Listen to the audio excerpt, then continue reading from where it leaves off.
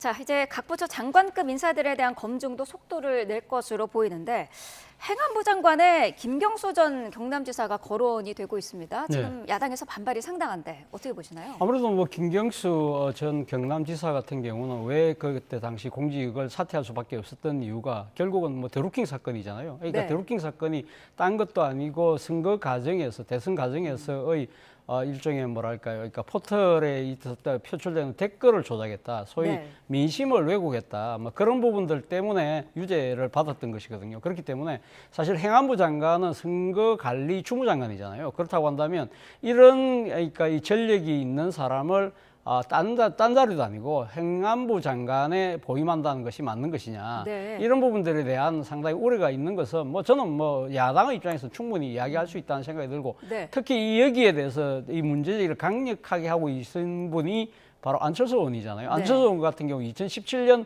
대선에 본인이 상당히 나름대로 될 뻔했는데 이것이 그러니까 여론의 왜곡, 그러니까 때문에 조작 때문에 안 됐다는 그런 또 생각도 분명히 강하게 장악하고 있는 것 같아요. 그렇기 때문에 사실 이 김경수 전 지사가 딴 자리도 아니고 행안부 장관은 절대 안 된다는 이야기를 하고 있습니다만, 그러나 이 집권 측에서 봤을 때는 또 이 김경수 전 지사의 이제 활용의 가능성이, 필요성이 충분히 있다고 아마 판단을 하는 것 같아요. 왜냐하면 말씀드린 대로 김경수 전 경남지사잖아요. 그렇기 때문에 지방행정을 사실 통괄했던 그런 능력, 그리고 무엇보다도 이번 이재명 정부가 강력한 지방 분권에 대한 의지를 갖고 있기 때문에 이것을 만약에 실천하려고 한다면 사실 행안부 장관이 주무장관일 수밖에 없는 것이고, 그리고 또 하나는 어떻게 보면 여권 내의 통합이라는 차원에서도 김경수 전 지사의 뭐랄까요, 그러니까 중용을 반드시 필요하다는 생각을 하고 있는 것 같아요.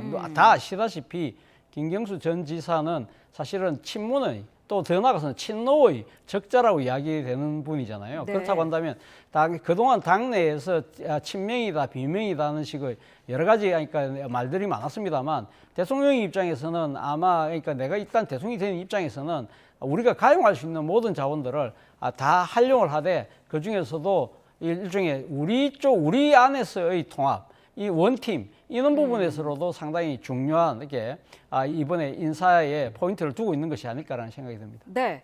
드루킹 댓글 조작 사건에 연루된 의혹이 아니라 유죄를 선고받은 인물이기 때문에 그런 인물이 정권 초대 행안부 장관 후보자로 거론되는 게 맞느냐, 이런 지적이 있거든요.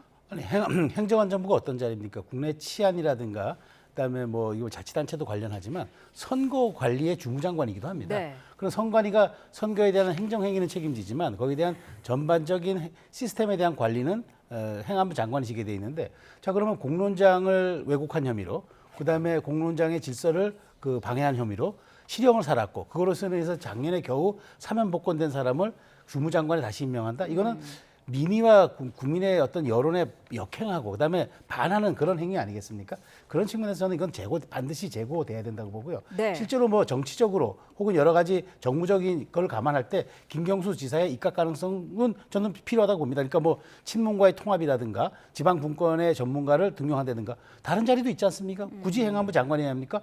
뭐 하면은 대통령 직속의 지방분권위원회를 신설해서 지방행정 전문가인 김경수 전 지사를 활용하는 방안도 있는데, 마치 행안부 장관을 임명하는 거는 당신에게 우리가 정치적으로 무혐의 혹은 복권을 시켜줄게 라는 것으로 해석될 수도 있고, 더 나아가서는 이것이 앞으로 우리 사회의 어떤 굉장히 공론장의 질서를 위협하는 그런 행위에 대해서 관용의 어떤 신호를 줄 수 있는 그런 어떤 잘못된 해석을 줄 수도 있기 때문에 이런 부분은 반드시 좀 제고돼야 된다고 보고요. 굳이 안철수 의원의 지적이 아니더라도 많은 분들이 어찌됐건 공직에 몸담았던 분이 우리 민의를 왜곡하고 투표의 어떤 그런 과정의 민주주의의 절차적 정당성을 훼손한 사람을 그 자리에 같이 앉혀놓는다. 더군다나 선거 주무장관에. 그거는 제가 보기에 그거는 용납하기 좀 어려운 일이라고 보고요. 특히나 이렇게 될 경우에 저는 그게 청문회에서부터 파행이 이루어질 거기 때문에 아니 대통령 임기 중요한 첫 60일, 첫 100일에 왜 그런 무리한 인사를 통해서 스스로 국정 동력을 훼손합니까? 저는 그래서 당연히 이건 제고돼야 된다고 생각합니다.